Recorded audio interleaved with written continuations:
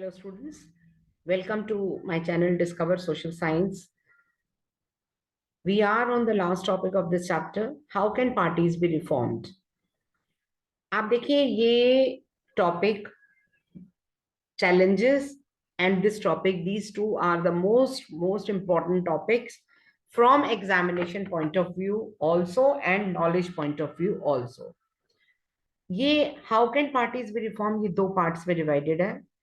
एक वो रिफॉर्म जो ऑलरेडी इम्प्लीमेंट हो चुके हैं and then the next part जब वो आएगा मैं आपको बताऊंगी. मैं नाउ पार्टीज के रिफॉर्म के बारे में इलेक्शन कमीशन ने काफी और इलेक्शन कमीशन ने और election commissioners they really gave few suggestion and they really implemented and वो क्या उन्होंने इम्प्लीमेंट और एग्जीक्यूट किया उसके बारे में पहले हम पढ़ने जा रहे हैं. क्या पार्टीज को रिफॉर्म किया जा सकता है और कैसे? तो people they can replace them but only by another set of party leaders. अगर पार्टीज को रिफॉर्म करना है तो पार्टीज को हटाना रिफॉर्म नहीं है, कुछ ऐसे चेंजेस लाना हमारे पॉलिटिकल सिस्टम में जिससे पार्टीज अपने आप रिफॉर्म हो जाएं. Now let us look at some of the recent efforts and suggestion. तो पहले हम बात कर रहे हैं वो पॉइंट्स की जो ऑलरेडी इंप्लीमेंटेड हैं. फर्स्ट पॉइंट, कॉन्स्टिट्यूशन अमेंड हुआ to prevent MLA and MPs from changing parties. Defection, defection किसको कहते हैं? डिफेक्शन का मतलब है पहले जैसे ही कुछ मेंबर्स को पता चलता था, इसके बहुत सारे एग्जांपल्स हैं कि ये पार्टी जीत रही है, वो अपनी पार्टी छोड़ के दूसरी पार्टी ज्वाइन कर लेते थे. उनकी सीट जो है, आप कहेंगे कि मैम अभी भी कई लीडर्स ने किया है ऐसा, पर पहले क्या होता था, उनकी सीट जो है वो सेव रहती थी. Now what is the system, if you are changing the party तो आपको अपनी सीट से रिजाइन करना पड़ेगा. whether you are an MP, whether you are an MLA, you have to resign and then you will change the party.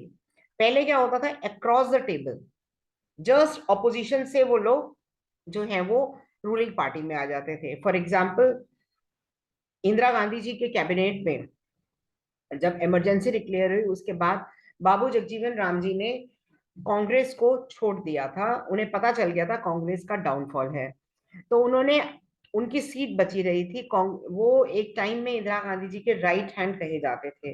Congress छोड़ के उन्होंने जनता party join कर ली थी. ये बात है इन 1977 की.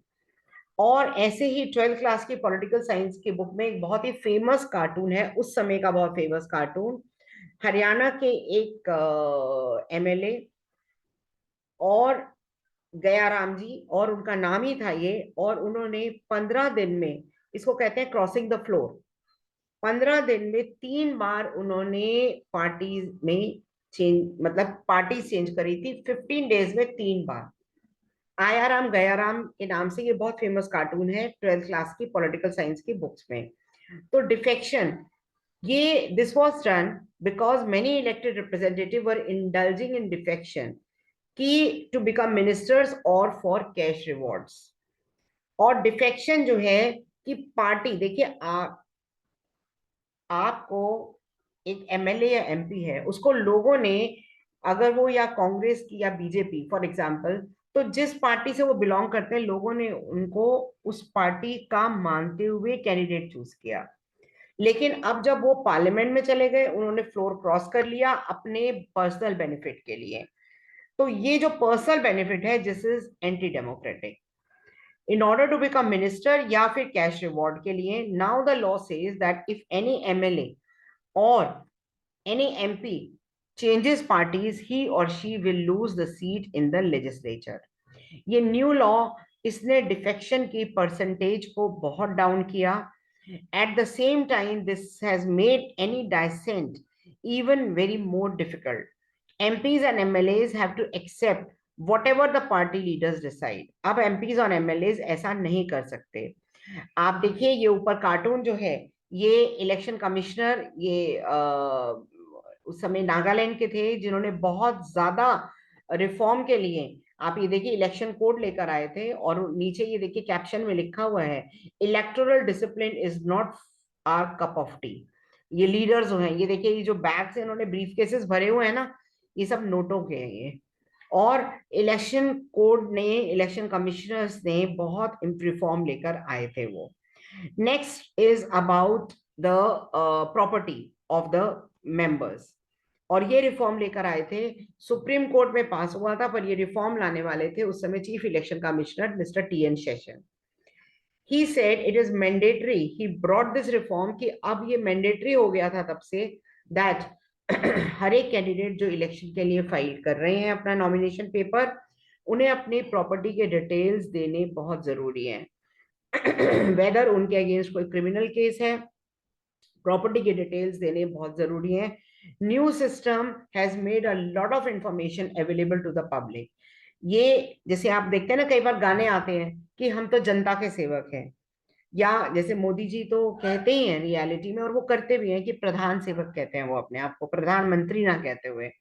तो जब आप जनता के सेवक हैं, तो आप अपने घर में किसी को एम्प्लॉय करते हैं, अपनी फैक्ट्री में, अपनी ऑफिस में, कोई भी अपनी इंस्टीट्यूशन में किसी को आप एम्प्लॉय करते हैं, तो उसकी सारी डिटेल्स आपको जाननी जरूरी होती है ना, उसका आधार कार्ड, उसकी pan card number, everything you want.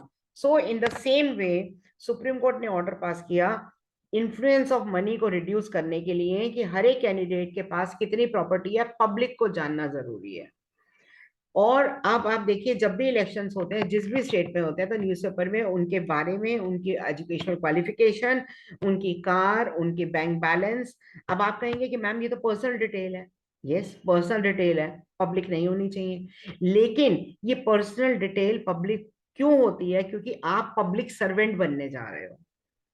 जब आप पब्लिक सर्वेंट बनने जा रहे हो, तो पब्लिक को भी राइट है कि जिसको वो अपने अपॉइंट कर रहे हैं, इलेक्ट कर रहे हैं, उसके पास क्या है, उसका क्रिमिनल रिकॉर्ड क्या है। तो न्यू सिस्टम ने ये सब चीजें एनेबल करी। As we yet to know, we as yet we do not know if it has led to decline in the influence of the rich and the criminal.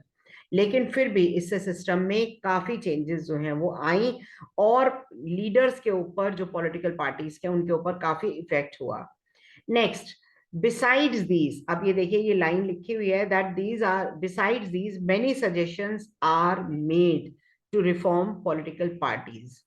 First, कि इनके internal affair को regulate करने के लिए कुछ system होना चाहिए, कि जिससे इनके इंटरनल अफेयर जो है वो रेगुलेट हो सके। It should be made compulsory for political parties to maintain a register of its members, और वो उसको फॉलो करें, अलाउ करें, एंड उनका अपना एक कॉन्स्टिट्यूशन होना चाहिए। आप देख रहे हैं अब जाके कांग्रेस, जो कि एक अम्ब्रेला ऑर्गेनाइजेशन थी, कांग्रेस ने अब जाके इस सिस्टम को फॉलो करना स्टार्ट किया है, and to act as a जज। आप ये देखिए, this is very important point, कि कांग्रेस ने अब जाके इसको फॉलो करना जो है वो स्टार्ट किया है। And the it should be, second point, it should be made mandatory for political parties कि minimum number of tickets 1/3 women candidates को दिए जाएं। जो विमेन कैंडिडेट्स हैं, अगेन इसमें भी दिए जाते हैं। जैसे कुछ सीट्स ऐसी होती हैं जिसपे केवल हर एक पार्टी विमेन कैंडिडेट खड़ा करेगी, कितना रियलिटी है? Again it has to be checked by the people. There should be a quota for women, और वो कोटा फिक्स है, लेकिन ये कितनी रियलिटी वाकई में है वो हम लोगों को चेक करना है। There should be state funding. अब ये बड़ा आइडियल है, ये आदर्शवादिता है, लेकिन ये सच्चाई कितनी है इसमें और कितना प्रैक्टिकली पॉसिबल है ये नहीं पता। There should be state funding, मतलब इस पॉइंट का मतलब है कि गवर्नमेंट पैसे दे पार्टीज को, कि आपको 1 लाख में ही अपना खर्चा पूरा करना है, और जरूरी नहीं है पैसे दे, पेट्रोल, पेपर, टेलीफोन, इससे बाहर आपको खर्चा नहीं करना है, जिससे जो इंडस्ट्रियलिस्ट हैं वो एंटर ना हो सके और करप्शन ना बढ़े। बट दीज सजेशंस, जैसे मैंने आपको बताया, they have not been accepted by political parties. If and when these are accepted, कुछ इंप्रूवमेंट सिस्टम में आएगी, बट हमें बहुत केयरफुल रहना है लीगल सॉल्यूशंस के लिए। Over regulation of political parties can be counter productive. अगर पॉलिटिकल पार्टीज की बहुत ज्यादा रेगुलेशन रहेगी तो वो भी बहुत अच्छी चीज नहीं है। This would force all parties to find ways to cheat the laws. Besides, these political parties will not agree to pass a law that they do not like, कि वो जो law वो नहीं like करते वो pass भी नहीं होने देंगे. There are other two ways जिससे political parties reform हो सकती हैं और उसमें public का role important है. First, people can put pressure on political party. कैसे? Petition से, पब्लिसिटी से, एजिटेशन से. जिस पार्टी की जो चीज उन्हें गलत लगे वो पिटीशन फाइल करें. Ordinary citizens, pressure group, movement, media, they can play a very very important role in this. कि अगर हम चाहें, हम ऑर्डनरी पब्लिक हैं, अगर हम चाहें तो हम इसमें बहुत इंपॉर्टेंट रोल प्ले कर सकते हैं. If political parties feel that they would lose public support, अगर वो रिफॉर्म नहीं लेंगी तो वो और ज्यादा सीरियस हो जाएंगी. जैसे अभी आपने देखा कांग्रेस सीरियस हुई है. कांग्रेस के कानों में अब ये कांग्रेस को समझ में आ गया कि अगर अब प्रेसिडेंट कोई गांधी फैमिली का बना तो पब्लिक जो है वो उन्हें माफ नहीं करेगी. हालांकि रियलिटी क्या है, अभी कौन है, that is we will not discuss. But ये आपके सामने रीसेंट एग्जाम्पल है कि ऑर्डिनरी सिटीजन्स ने प्रेशर किया, प्रेशर ग्रुप्स ने प्रेशर किया तो उनको समझ में आया. Second point, political parties can improve if those who want to join political parties, वो अपना मतलब लोग ज्वाइन करें, यंगस्टर्स अपना एम रखें. कोई डॉक्टर, इंजीनियर, इसके साथ में टीचर, प्रोफेसर, लेक्चरर, एडवोकेट, इसके साथ में उनको ये भी एम रखना चाहिए कि वो पॉलिटिकल लीडर्स बनेंगे. क्वालिटी ऑफ डेमोक्रेसी तभी इंप्रूव होगी जब हम लोग पब्लिक पार्टिसिपेट करेगी. And it is difficult reform politics, अगर ऑर्डिनरी सिटीजन्स इसमें पार्टिसिपेट नहीं करेंगे तो रिफॉर्म नहीं आएगी. हम जितनी दूर खड़े रहेंगे इस सिस्टम से, हम अगर पार्टिसिपेट नहीं करेंगे तो स्टूडेंट्स ये रिफॉर्म जो है वो आना बहुत ज्यादा मुश्किल है. So here the chapter is completed, and please like it, share it as far as possible, और सब्सक्राइब करिएगा मेरा channel to give me more support and to give me more material so that I can help you out in your problems. Okay, students.